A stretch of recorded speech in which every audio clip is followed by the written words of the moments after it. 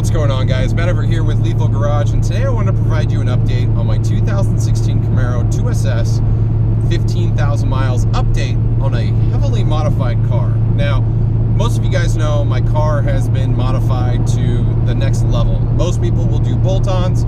Some people will go as far as the cam. Other people will go, instead of a cam, they'll do forced induction. In my instance, I have full suspension. I changed up the tires. I changed up the wheels. I put a brand new cam in, rebuilt the upper side of the motor, and also put forced induction Pro Charger on the car and tuned it. I did put Flex Fuel 85, but at this instance, my next plans are fuel system, forged bottom end, and a couple other gadgets and gizmos to get the car ready for track capabilities and long-term survivability of the motor. At least that's the hope. Anything can grenade a motor or cause problems in the road, but building for the best scenario possible for your vehicle is always good, especially maintenance. Now, in this instance, I've driven my car for 15,000 miles. The first 10,000 miles, roughly, the car just had your basic bolt-ons. It had exhaust, had intake, had a catch can, had, you know, all those kind of items. Now, at the 10,000 mile marker, I did swap out the cam, and at about 12,300 miles, I did the forced induction. I put a supercharger on the car. Now, how is the car held up, maintenance-wise, all that stuff? What's been the problem? Any issues? There's been a couple. So, first and foremost, the car still drives very well. This is my daily driver.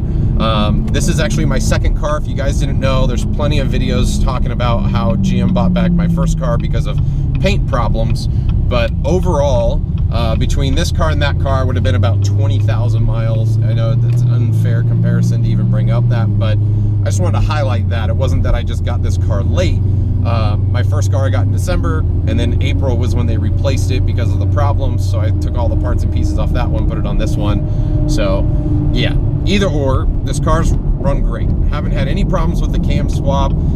Again, with my cam swap, I did do full active fuel management delete, and on top of that, once I got to the supercharger, it was just full tune.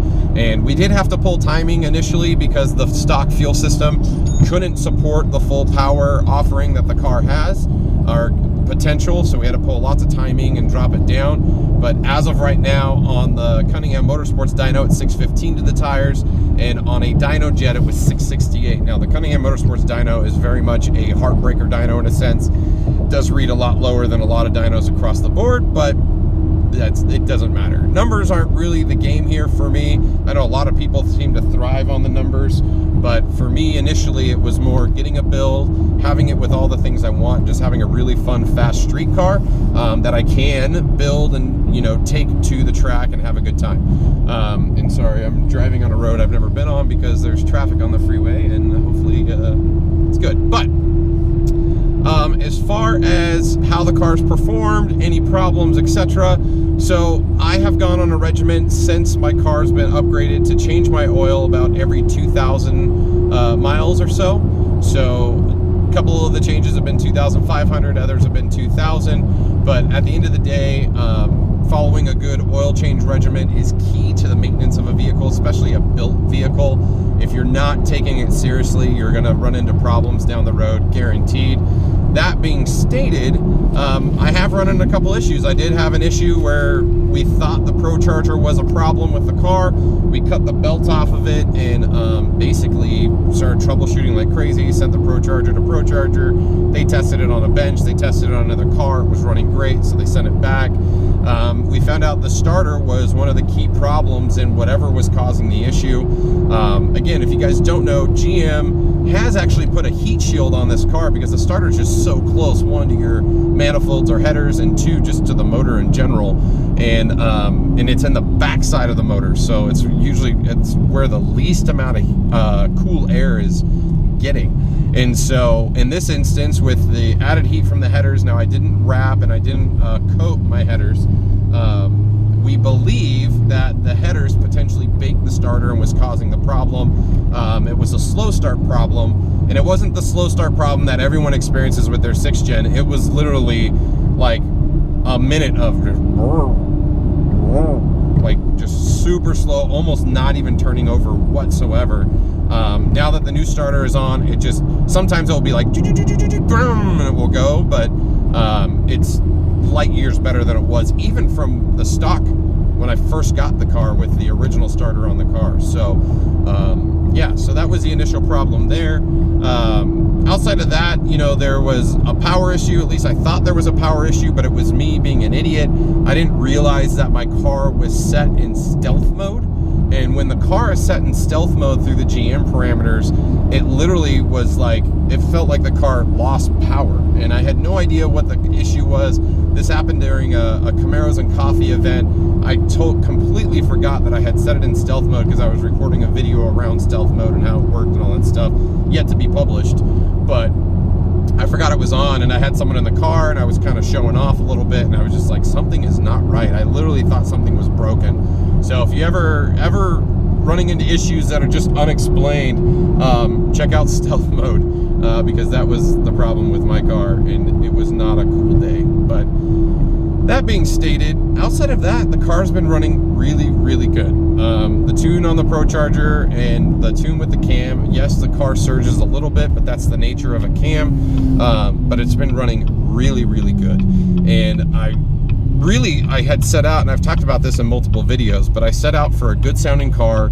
I set out for a car with power, and you know, I had things that I wanted to achieve with my build. And honestly, with the Stainless Works exhaust, with the Cunningham Motorsports custom grind cam, that gave me the sound, that gave me the feeling and the power that I wanted. And then the forced induction was the power. Now, going with the new fuel system and forging the bottom in is going to give me some peace of mind and durability long run, but the fuel system will allow me to go back to E85 and give me probably another 100 horsepower to the wheels.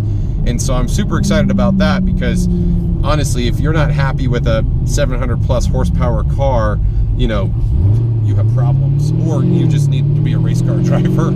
So I'm super excited to hit that threshold, 700 plus. But even then, the fuel system we're going with it's the LT4 setup, so it's only going to support so much, again, where I'm going to run into issues in having a fuel pump and setup that can support what I want to do. I never set out to build a 800-900 horsepower car, so I'm okay with where I'll be at in regards to being at just over 700 horsepower. And that's on the Cunningham Motorsports dyno. So on any other dyno, it'll probably be 750 plus range, but I'll be happy regardless at that power level. And honestly, I'll feel as if my car is complete outside of getting new brakes. So that's really the last piece of the puzzle for me, is the brakes on the car and all the upgrades that I have coming in early September, or mid-September, I should say. So outside of that, the car's been running great. So supercharger from ProCharger's been amazing. The custom cam has been great. Again, we're going to be pulling apart the motor again to drop in the forged bottom end, so we'll have a better insight of how the motor's holding up, how all the parts and pieces are looking, look at the wear and all that stuff. Again, oil changes have been key here. I've noticed with the power increase at about 2,500 miles, the oil is looking as if it needs to be changed. So I've been changing it at about those intervals.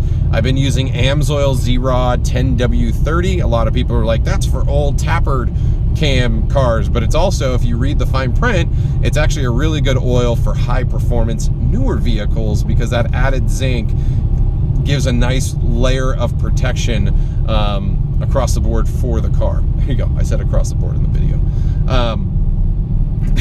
Sorry, people always be like, there's keywords I say all the time and I don't know why, they're just like infused in my brain somehow, but either or. There was another one, either or, I say that a lot. Sorry.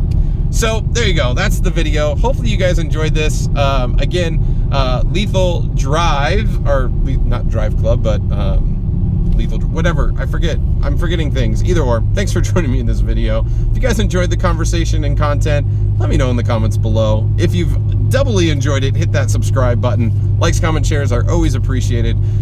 Check out the Lethal swag below. Also, Lethal Synthetics, I am official AMSOIL dealer, so if you need oil at the best price possible, hit me up. But if I don't see you in the next video, I do hope to see you on the road.